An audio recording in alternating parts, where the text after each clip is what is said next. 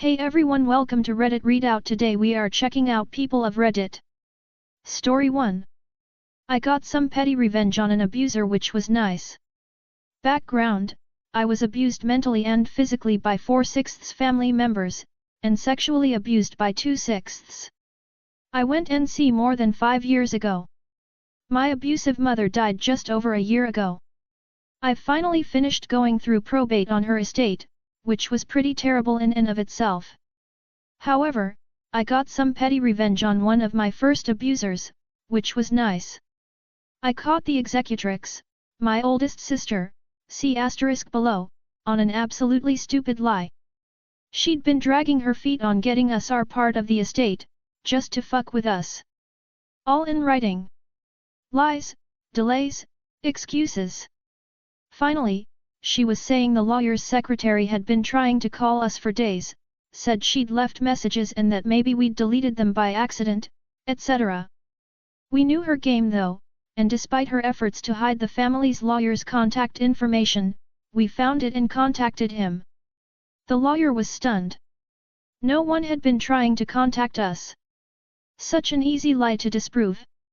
I wrote to my sister. Do your job. She immediately blocked me on every platform, including Facebook, though we could still text.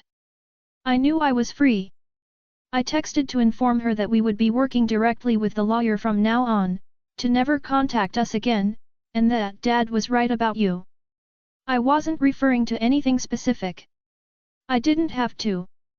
There are uncountable numbers of things that Dad has said about her, very few complimentary. She's done terrible things in her life.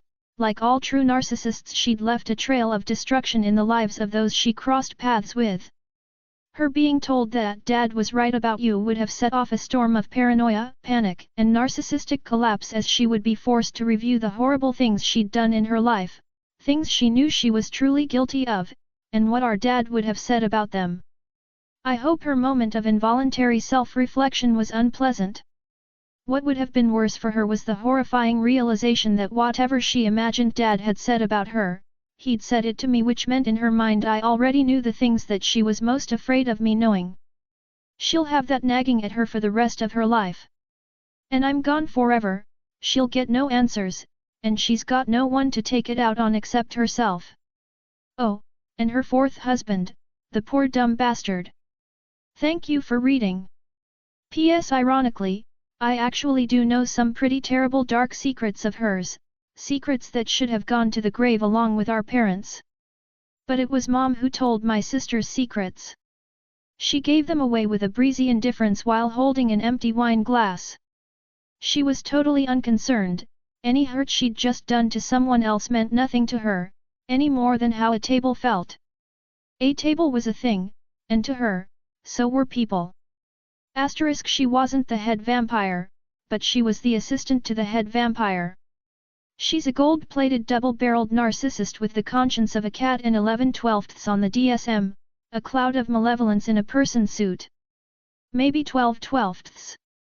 My dad believed she pushed her third husband into what he did so she could finish destroying her future fourth husband's marriage. More than once he called her a murderer. Story 2. Be nice to the people who caffeinate you. This is a small story, but I think it belongs here. I worked at Starbucks for 2.5 years. My store was in a pretty affluent area, so we often got rude, entitled customers. I worked the opening shift and was on bar every morning except Saturdays. A few months in, I started making rude people's drinks with decaf espresso. I always made the drink perfectly otherwise so that they would never notice a difference. Decaf espresso tastes a little different, but the average coffee drinker genuinely can't tell. I felt great every time I made an asshole's day just a little bit worse. It was even better when I became a trainer and taught everyone I trained to do the same. Story 3. I turned my bullies against each other. Back in the early 2000s I was bullied a lot. I was short and fat, still short, not as fat now, which made me an easy target. Most of it was insults, but some guys got physical. In particular, this one kid would rough me up badly in the halls and chase me down after school to harass me. I'll call him Shrek cause he was huge and had an attitude problem. I went to a pretty low-end school growing up. Most teachers didn't give a damn about anything outside of their classroom, so nothing was done about it. There was another bully, I'll call him Donkey cause he was an ass. Scrawny kid, would hurl most of the insults towards me. Lots of slurs and... Story 4. You could do the same but better. Okay, then floor is yours. I am not entirely sure if this applies here, but I feel some petty satisfaction how it turned out. So this happened quite recently. I was working for one of the biggest companies in IT. With big resources and worldwide. I have joined as a QA for manual role but quickly managed to switch to automation role, mainly because let's call him Joe, refused to do his assigned tasks in test automation, and I had already some hands-in experience with it. Well, I can tell you that I fully understand why he said F this when he saw the repository, because it was my initial reaction too. This wasn't even spaghetti code, it was whole week leftovers, special lasagna baked in dishwasher and left for too long in the oven thing.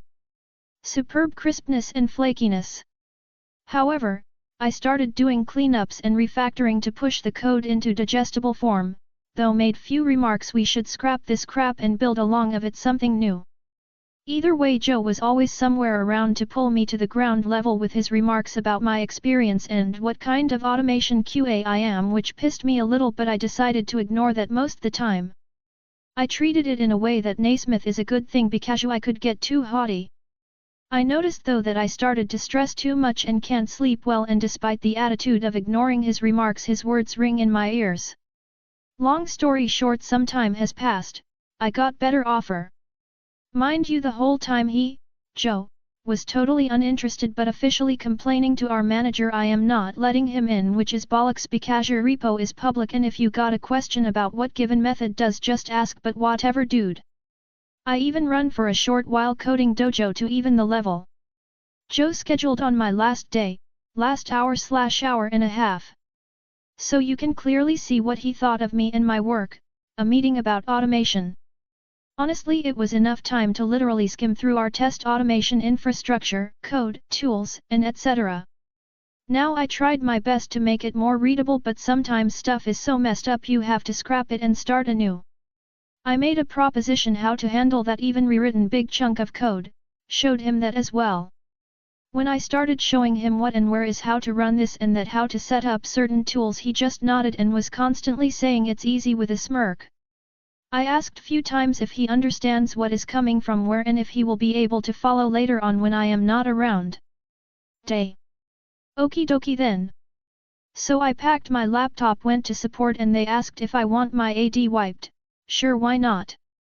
Said last farewells and went on my long holiday before starting new job. More than half a year have passed, and since I am in touch with few people in the company, it seems Joe is still struggling with even triggering the run of the automation test suite. TLDR, got a dream position in company only to be belittled by a colleague who was hired for same position but done nothing. Left company and he can't do the stuff he was supposed to. Story 5. The sweetest revenge. Long story short, a extremely close friend of many years was in a DV relationship for a few decades. The guy ended up going to jail. Before he goes to jail, his father dies, which apparently rocked him to his core. He gets out, starts his usual stuff again. This guy is extremely wary of me. I'm a no BS straight shooting woman who has a 6'4" mean mofo looking husband who is a huge teddy bear. Both my husband and I have called this guy out on multiple occasions. I decide that I've had enough after this guy decided to message me. Wrote him a long message pointing out his criminal history and the things that I'd witnessed him do, said that he'd ruined his family legacy in his small hometown, and how disappointed his dead father would be, the father that loved him so much, and how ashamed his poor mother must be having to deal with the fallout of her son's behavior. He blocked me.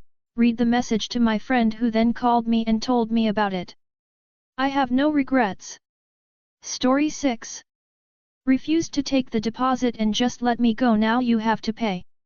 I rented a house at the beginning of the year, but I couldn't stay there a minute longer.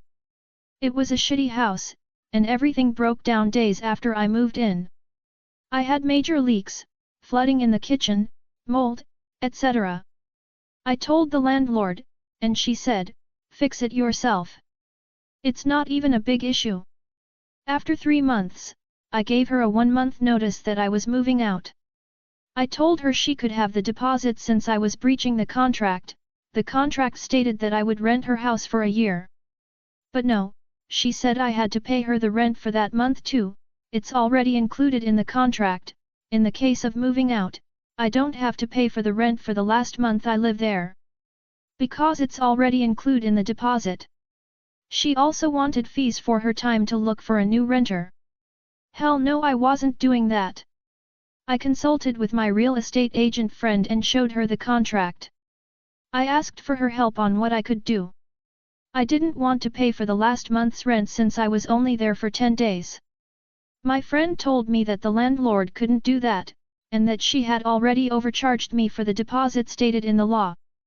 But since I had signed the contract, I still had to give her the deposit.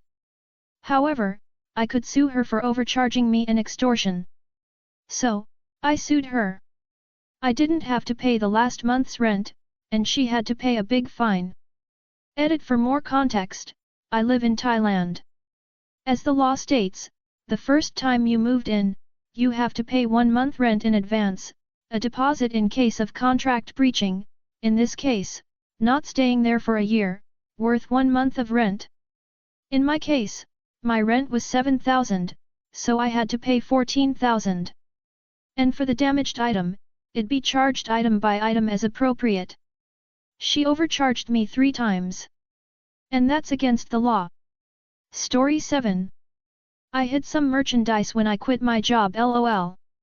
So back when I, 28F, was in college I worked for this super shady fashion designer who was clearly a scammer.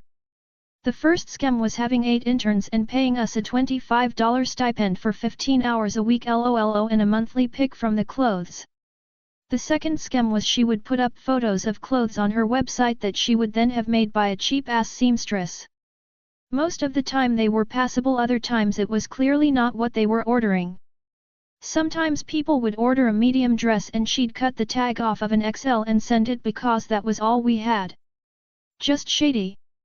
Not to mention when people would call to complain she'd encourage us argue with them. She never processed refunds or claimed fault for the blatant scamming. Unfortunately for us our location was public and people started threatening to come up there and get their money back. The reviews in Instagram. That's all for today. Please don't forget to like and subscribe.